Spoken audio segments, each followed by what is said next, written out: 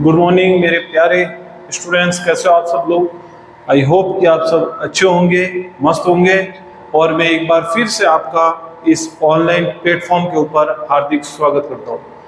मैं faculty of English literature Rakesh Kumar आप लोगों के बीच में एक बार फिर से एक नए नॉवल के साथ मैं आपके साथ एक नई क्लास में आप सभी का स्वागत करता हूं।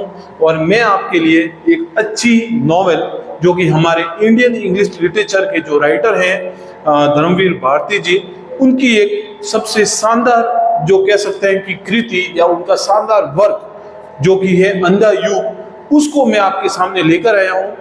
आप सबको पता है कि हमारी इस ऑनलाइन प्लेटफॉर्म के ऊपर कंटिन्यू क्लासेस चल रही है हमारे।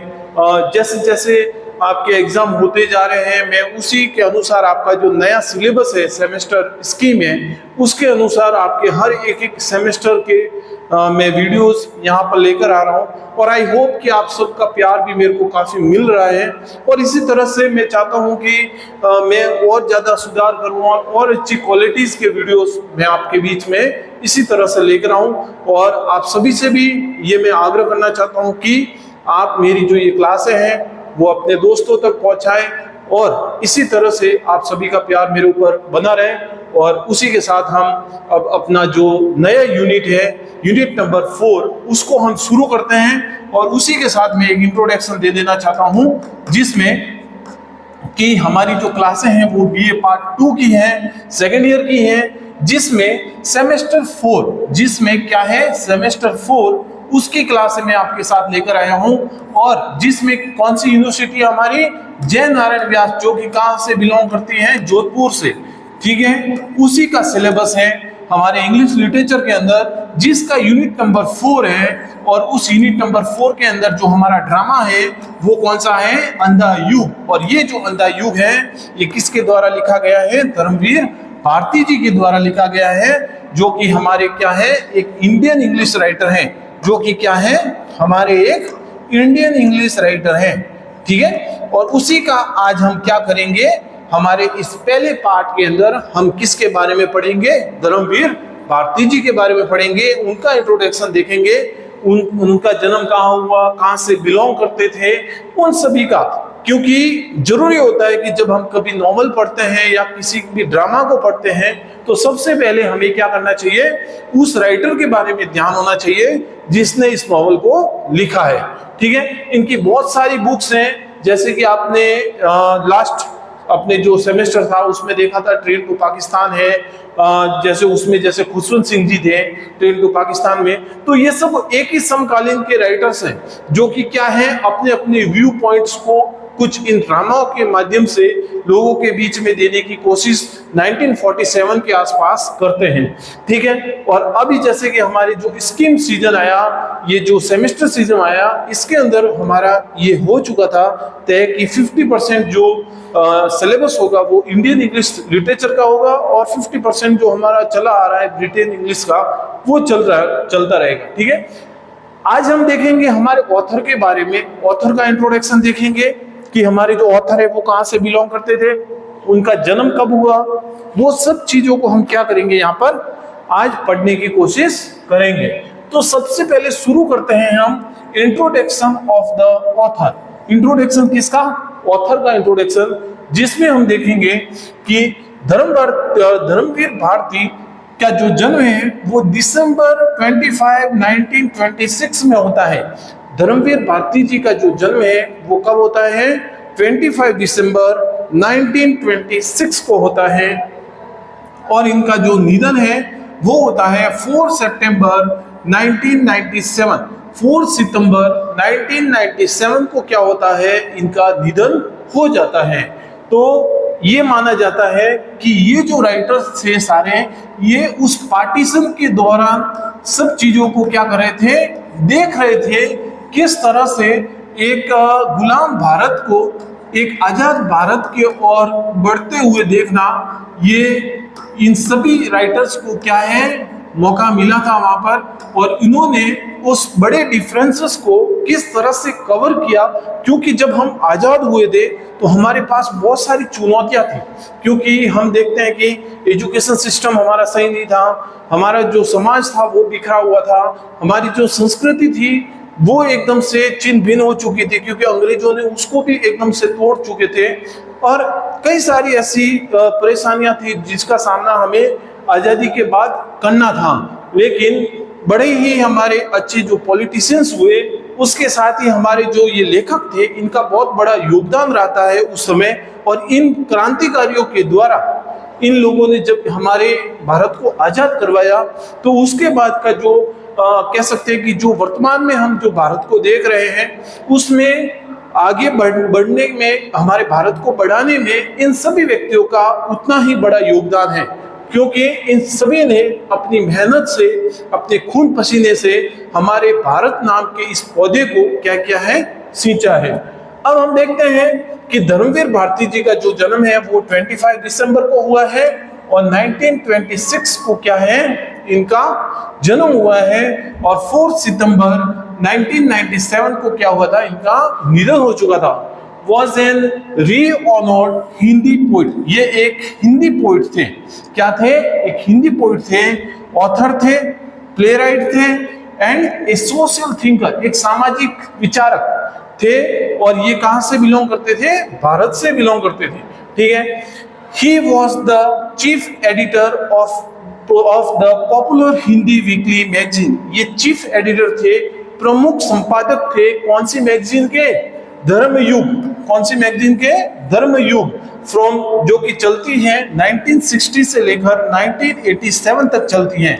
कब से कब तक चलती है?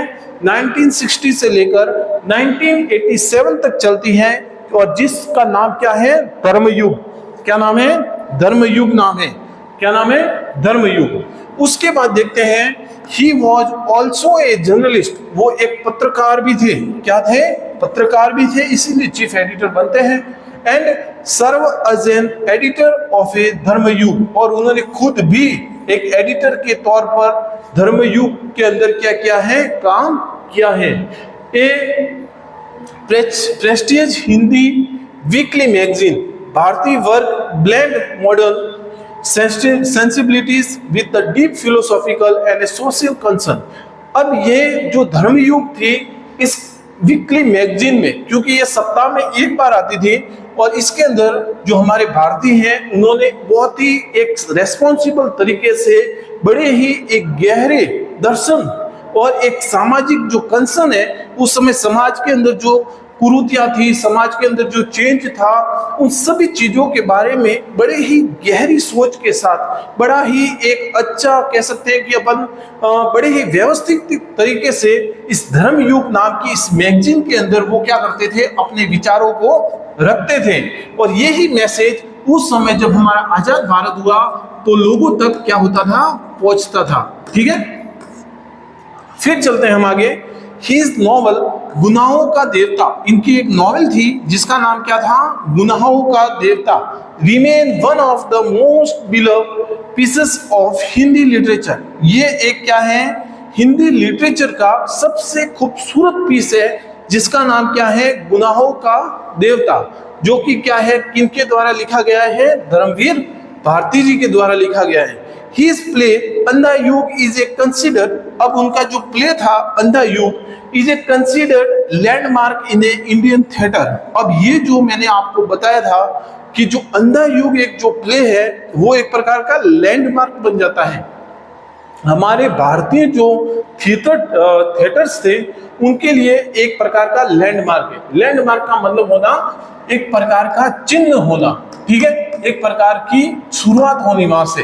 तो जब ये जो प्ले था अंधा युग, यहां से ही क्या हुआ है? इंडियन थिएटर्स की एक शुरुआत होती है हमारे भारत के अंदर।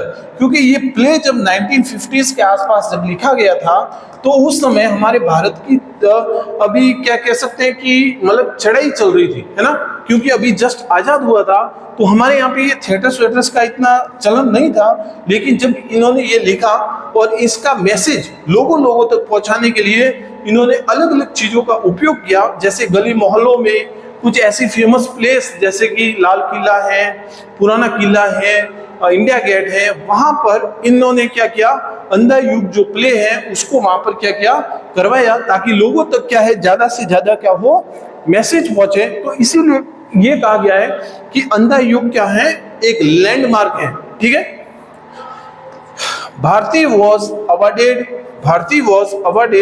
पद्मश्री। भारती जी को क्या किया जाता है, पद्मश्री के लिए क्या किया जाता है, अवार्डेड किया जाता है फॉर लिटरेचर इन 1972। 1972 को लिटरेचर के लिए पद्मश्री से क्या किया जाता है, इनको अवार्डेड किया जाता है by the government of India. किसके द्वारा, गवर्नमेंट ऑफ इंडिया के द्वारा।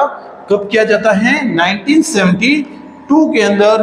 और किस पद से किया जाता है, पद्मश्री से। हिज नॉवल गुनाहों का देवता बिकम ए क्लासिक। और इनकी जो एक नॉवल थी गुनाहों का देवता, वो एक क्लासिकल नॉवल बन जाती है। इसीलिए इनका बहुत ही कम समय में काफी अच्छा नाम हमारे भारत के अंदर, हमारे इस कह सकते हैं कि लिटरेचर के अंदर इनका होता है। ठीक है।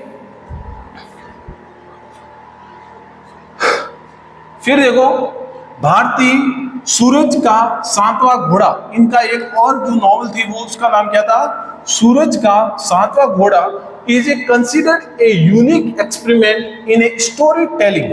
ये एक यूनिक एक्सपेरिमेंट था जिसमें क्या था कि इन्होंने स्टोरी टेलिंग मतलब स्टोरी लिखी थी and was made into A national film award winning movie by the same name in 1992 by Shyam Benegal. अब क्या है कि श्याम बेंगल के द्वारा 1992 में इन्हीं के इस नॉवेल के ऊपर, इन्हीं के इस स्टोरी के ऊपर, जिसका नाम क्या था, सूरज का सातवां घोड़ा, इसी के ऊपर इनकी क्या है, एक मूवी बनी थी जिसको नेशनल फिल्म अवार्ड मिला था। जिसको क्या मिला था, नेशनल फिल्म अवार्ड मिला था। और ये इनका एक यूनिक एक्सपेरिमेंट था जिसमें किसमें, स्टोरी टेलिंग के अंदर। और इसी को श्याम बेंगल जी ने क्या किया, 1992 में इनको अवार्ड से क्या किया गया, सम्मानित किया गया। और वो अवार्ड कौन सा था, नेशनल फिल्म अवार्ड। ठीक है, क्योंकि बहुत बड़ा अवार्ड हमारे भारत के अंदर ये होता है।